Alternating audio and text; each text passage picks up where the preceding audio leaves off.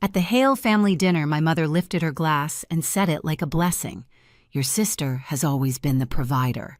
Applause broke out around the table, forks clinking, smiles rehearsed.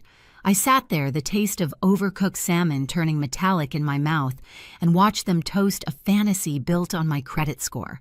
The candlelight blurred, and something in me, something quiet and tired, finally cracked. I leaned back, let the noise fade, and said, "Perfect. Then she can handle the $9,200 balance I've been covering." Silence. Not even the radiator dared to hum. Before I tell you how that one sentence shattered everything my family pretended to be, tell me, where are you listening from? So I know I'm not the only one who's ever been done paying for other people's lies. In my family, perfection wasn't love, it was currency. Every dinner, every photo, every forced smile was proof that the Hales had it all together. We were the kind of family that neighbors waved to from driveways, the kind that sent coordinated Christmas cards in early November. But behind every glossy picture, there was me patching holes, keeping score, and pretending not to notice how uneven the scales really were. My mother, Marianne, ran the house like a stage manager. She ironed tablecloths for casual lunches, lit candles for ambiance, and spoke in that soft, polite tone that could kill a conversation faster than any shout. My father, Richard, liked to think of himself as the head of the table, but he mostly passed judgment like a judge who'd already decided the verdict. And then there was Aurelia, my sister, the golden one, the one who never seemed to fall because someone else always caught her. Usually, that someone was me. I'm 32. I work full-time as an analyst, spend most of my evenings buried in spreadsheets, and live alone in an apartment where silence actually means peace.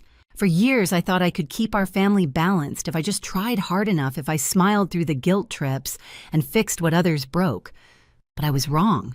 The cracks weren't on the surface. They were structural. 6 months before that dinner, Aurelia called me from a parking lot, voice trembling with manufactured panic. "It's just a temporary freeze. Sharina," she said, "the bank messed up a form. I just need you to co-sign for one card, just a month promise." I told myself it was family. I told myself she'd fix it. I told myself the same lie my parents always did: Aurelia means well. So I signed. A month later, my phone started pinging with payment alerts. I brushed it off, thinking it would be resolved soon. By the third month, the balance had sprouted late fees like weeds. I emailed her twice, polite, careful, factual. She replied with a heart emoji, and "You're an angel." Meanwhile, her life online bloomed like nothing had happened. She posted sunrise yoga, rooftop brunches, quotes about women supporting women. My mom shared every post. My dad commented with clapping emojis. I watched in silence, knowing those smiles were funded by my exhaustion. Then one Thursday, Marianne called. "Family dinner this weekend," she said brightly. "Something special." I asked what the occasion was. She hesitated for a heartbeat, then said, "You'll see." When I arrived that night, the good china was out, the porcelain set we only used for holidays or major announcements. In our family, that set had meaning. It was the prophecy of pretense. Whenever those plates appeared, truth was about to be buried under politeness. I should have turned around at the door, but I didn't.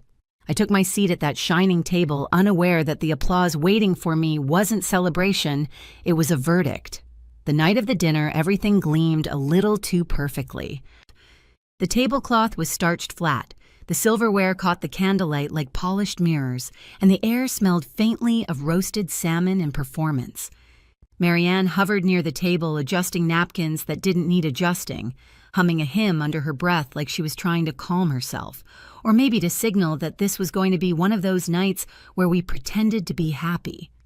Richard sat at the head of the table, posture, stiff expression carved into authority.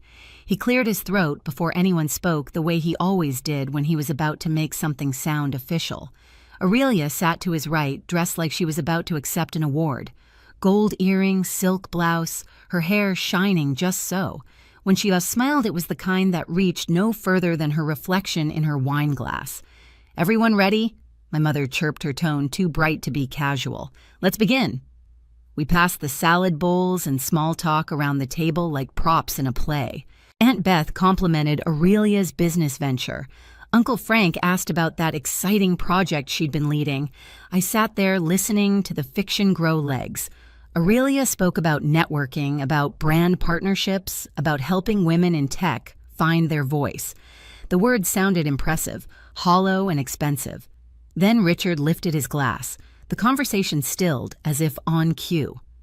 "I want to say something," he began, his voice deep, steady, rehearsed. "This family has always believed in hard work, in building something real, and no one represents that better than Aurelia." My fingers tightened around my glass. Marianne's eyes shone as she looked at my sister.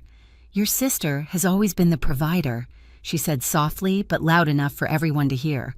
The words hung in the air, golden and poisonous. Provider. The same word she'd used when I paid the bills last winter, when I covered the car insurance, when Aurelia called me crying over a clerical mistake. Only this time, the applause followed. Everyone at the table clapped. Polite, rhythmic, mechanical. The sound filled the room, swallowed me whole. Even Richard joined in, tapping his fingers against his glass with a proud half-smile. Aurelia dipped her chin in mock humility, the perfect actress in her favorite role. I stared down at my plate. The food blurred my reflection, wobbled in the gravy's sheen. My heart didn't race, it hardened. Each clap echoed in my chest like a hammer against something long cracked. When the noise finally died, Marianne reached across the table, touching Aurelia's wrist. "We're just so proud of you," she said.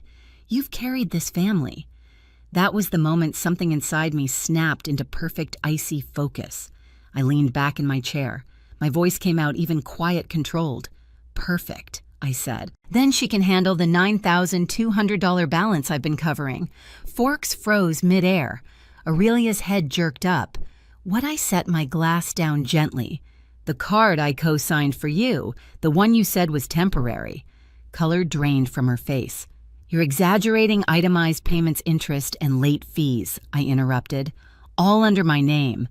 Marianne blinked, her lips parting in silent horror. "Sweetheart, not here." Richard's tone turned sharp. "Enough."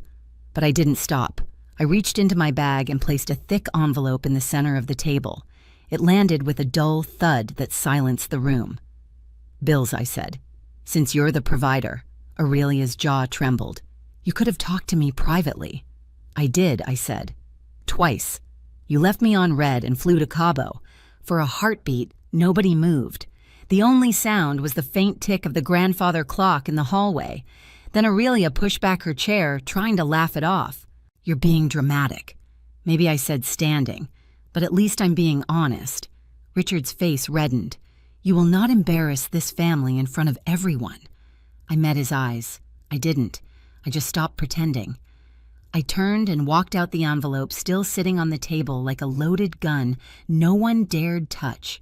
Behind me, the silence cracked Marianne's whisper, a half-swallowed sob, a wine glass clinking. Outside, the night was cold and wet. I stood on the porch, breathing air that didn't taste like lies. The house glowed behind me, my family frozen inside their perfect picture. For once, I didn't feel small for leaving. I felt free. 3 days passed without a single message. Not from Mom, not from Dad, not even from Aurelia. The silence was almost comical. In our family, silence wasn't peace. It was strategy.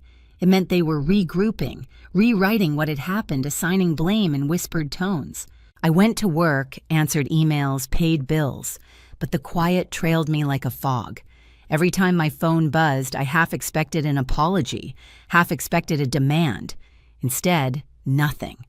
On the 4th night, as rain slid down my apartment windows, I opened my laptop and created a new folder, Aurelia.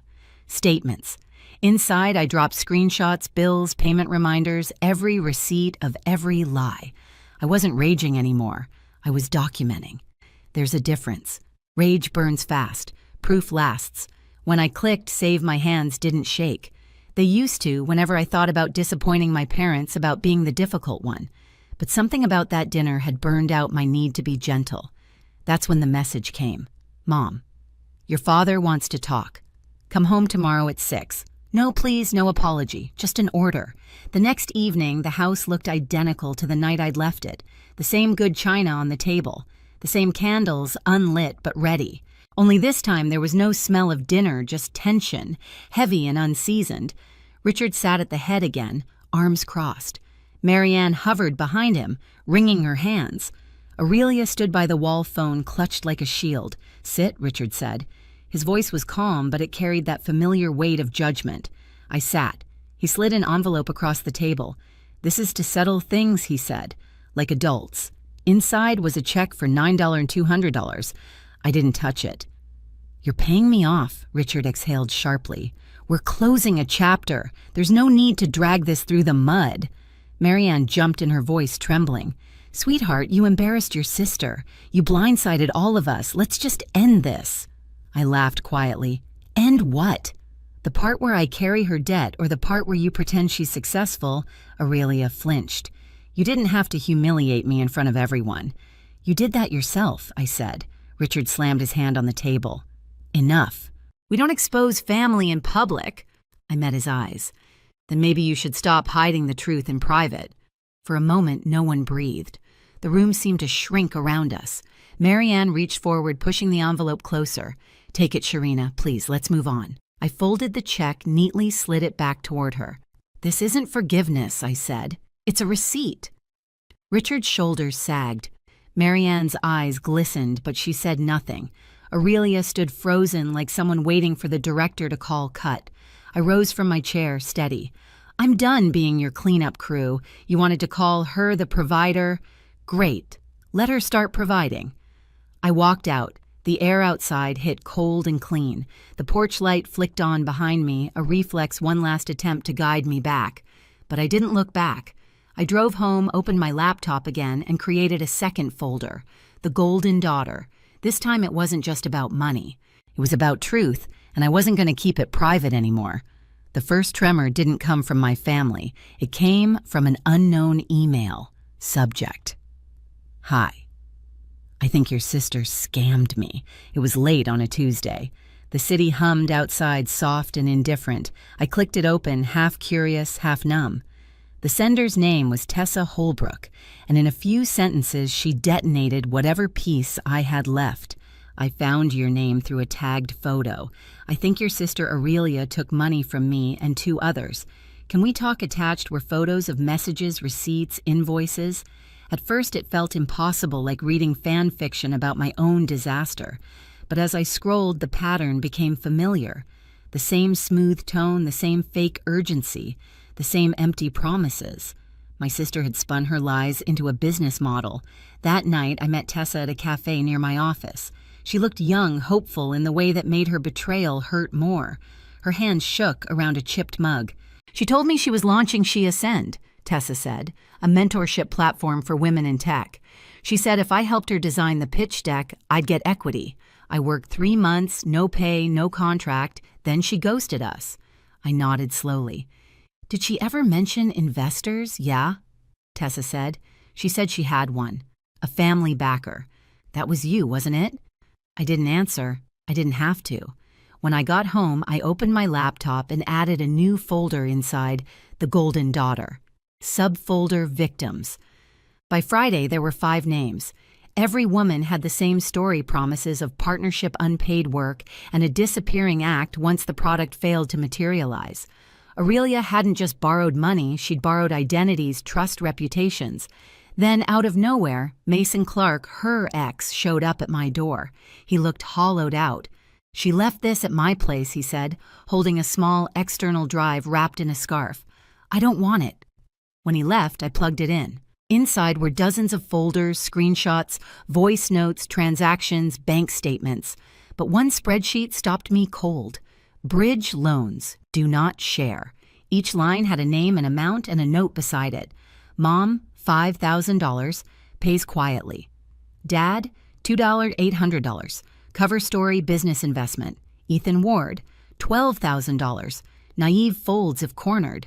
Sharina, $9,200, reliable backstop, can use again. I stared until the text blurred. It wasn't a sister's list, it was a predator's playbook. I called Ethan our cousin. He answered on the second ring. "She got you too," I said quietly. A long pause. Then, "How much enough that she labeled you an easy mark?" He laughed bitterly. My wife doesn't even know. She said it was an investment. Tell her I said. The secret's the poison. We met at a diner that night sharing stories over cold fries and burnt coffee. Ethan asked the question I'd been circling for weeks. You're going to expose her, aren't you? I didn't answer. I didn't need to. 2 days later, my phone buzzed again. Mom! Her voice trembled through the receiver. People are starting to talk online. There's a post about her company. You need to stop this before it ruins her. I kept my voice calm. It's not me, Mom. It's the truth catching up. Don't you dare sound proud of this. I'm not proud, I said. I'm done hiding it. That night, I organized every file into a single timeline. Payments, bills, receipts, messages, photos. A chain of cause and effect that couldn't be undone. And then at 2:14 a.m., I opened a new document. Title, The Golden Daughter Family Silence, A Sister's Lies and the Cost We Paid. The words poured out faster than I expected. I didn't write like someone angry. I wrote like someone finally free. I didn't embellish. I didn't dramatize. I just told the truth. By dawn, the document was 20 pages long. I hovered over the publish button for a long time. My reflection glared back from the dark laptop screen, tired, resolute, unflinching. I whispered the same words I'd said that night at dinner. Perfect. Then she can handle the balance. And I clicked post. The story exploded faster than I could refresh my notifications. Within hours, it was everywhere: Twitter, LinkedIn, Reddit. People shared it under hashtags, had golden daughter scam, family abuse of trust, has she ascend fraud. Screenshots flooded in Aurelia's emails, her fake business pages, even voice messages she'd sent to potential partners. The internet became a living archive of her lies. At noon, the company she'd recently interviewed with released a public statement. We have rescinded our offer to Ms. Hale and stand with those affected. The news hit harder than I thought it would. Not joy, just the hollow sound of truth landing where it belonged. Then my phone rang again. Mom. Her voice was breaking. She came home, Sharina. She's shaking. She says she's scared of you. Of me, I asked. Or of the consequences. She's your sister, and I was your daughter, I said, but that never stopped you from ignoring the math. There was a pause, a wet, ragged breath. Please take it all down. You'll ruin her life. She already ruined it, I said softly. I just stopped paying the interest. When the call ended, I sat in silence, surrounded by the low hum of my computer. My inbox filled with messages, strangers thanking me, victims reaching out, others warning me to be careful. I opened one more email, no subject line, no signature. You think you're better than me? No name, but I didn't need one. I created one last folder, Aurelia. Final. Inside, I saved everything. The story wasn't about revenge anymore. It was about record keeping, about making sure no one else would mistake silence for loyalty again. That night, I stood by my window watching the rain streak down the glass. Somewhere out there, my sister was hiding from her own reflection. For years, she'd lived off my credit, my peace, my restraint.